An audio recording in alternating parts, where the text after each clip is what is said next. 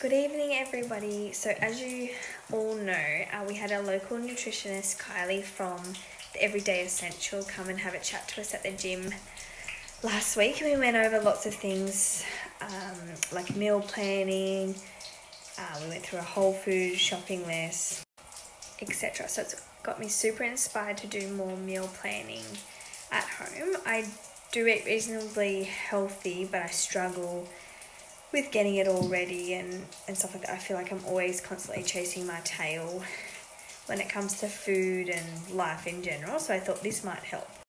In that being said, it is Sunday night, it's 8:30. There's 100 things I should be doing, but I'm making this my number one priority. So I'm going to have to keep stopping and starting the video because I am cooking dinner and lunches and all that at the same time, but bear with me. I'm going to actually go through a muffin recipe. So this is actually a carrot and banana muffin recipe that I probably got off a girlfriend 8 years ago that I absolutely love. I am going to go through some alternatives for those who have nut allergies. These are actually really good muffins for kids as well. So you need a food processor, just one that chops everything up. I use silicone muffin trays. Otherwise, if you don't have a silicone muffin tray, you need like the paper liners, because otherwise you'll never get the muffins out of a metal muffin tin. So you need 3 eggs, 3 ripe bananas, some walnuts.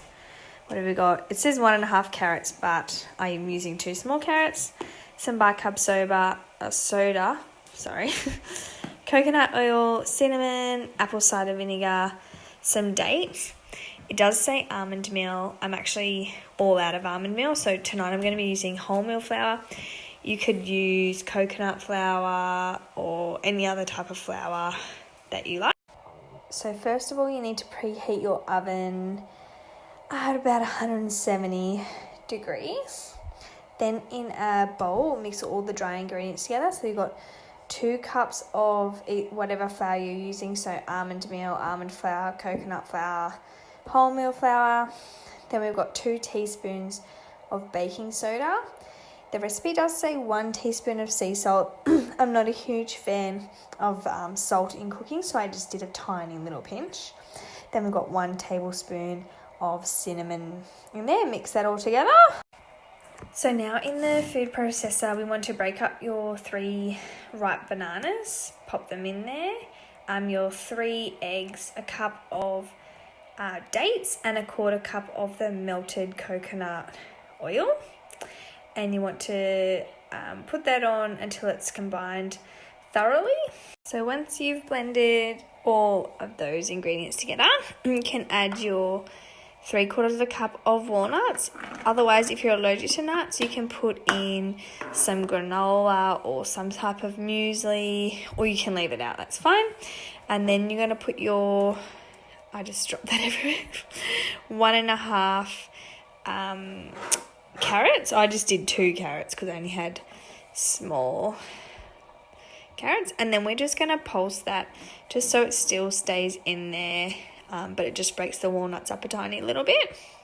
Now we're going to add the mixture from the food processor into our dry ingredients and stir thoroughly, and then spoon them into either your paper-lined muffin tin or the silicone muffin trays. So I've spooned my mixture out now. There is one thing that I forgot to add, which I just realised when I was mixing it up, was the 1 teaspoon of apple cider vinegar. So we should have put that in with the wet ingredients into the food processor, but I added mine now, mixed it together, and now I'm spooning it into the muffin tins, and I'm going to put it into the oven to bake for 25 minutes. Keep an eye on it because I'm not very good with time. I usually check it after about 15 minutes and then judge by then if it needs longer.